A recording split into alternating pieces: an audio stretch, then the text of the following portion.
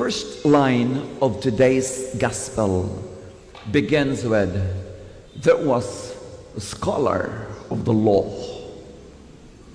So now the context hits us that this is what Jesus is dealing with, is a lawyer. And indeed, the question is based on legal expectations. The question seems to be that of theological one. What should I do in order to have eternal life? Jesus, knowing that he was a lawyer, so Jesus said, then what the law says.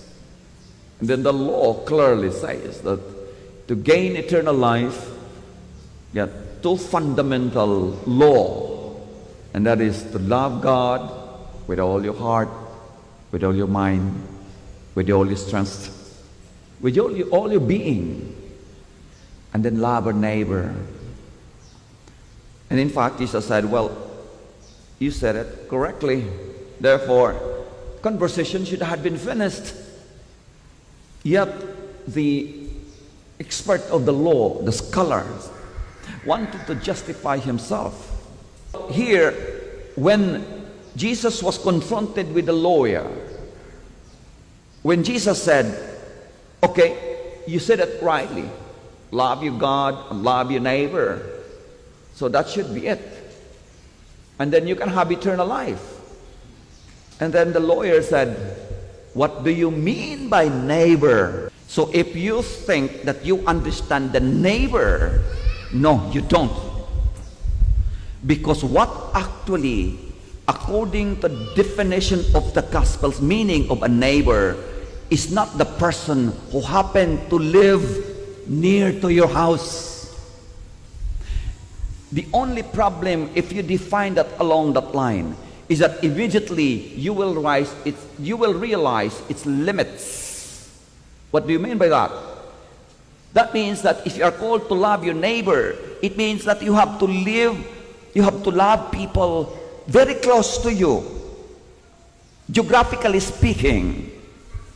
Ang atong higugmaon, kadturang atong igagaw, atong silingan, atong igsuon, atong pamilya, maura po to. Now, look at how Jesus responded to the question. When the lawyer wanted to justify, Jesus did not give a definition.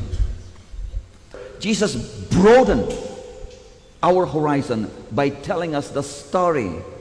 And in fact, it is a graphic demonstration on how they deal with social issues at the time. And what is that?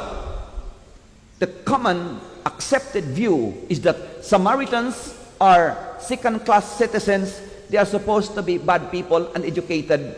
They are people who are socially ditched off. The other thing is that Jesus is, by broadening our horizons of our understanding of neighbor on the basis of definition as that which people who live, here the idea of neighbor is someone who cares. Where's the space? Where's the geographical nearness? Cannot apply. Even if, in other words, the definition of neighbor is the one who cares, you will realize immediately that such kind of idea has no limits, isn't it? Walay boundary. Dili neighbor, pag iyong ang katong nahigugma nimo ug nag-alaga nimo, walay boundary. The one who loves, the one who cares. We care people we don't know. We care people, they don't know us either. That is a definition of the gospel of what neighbor is.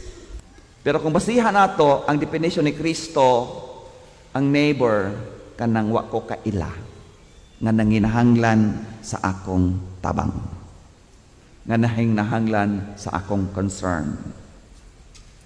nga nanginahanglan sa ako action. That is my neighbor. That is a definition of what it means to love in the context of the gospel. No boundaries, no limits.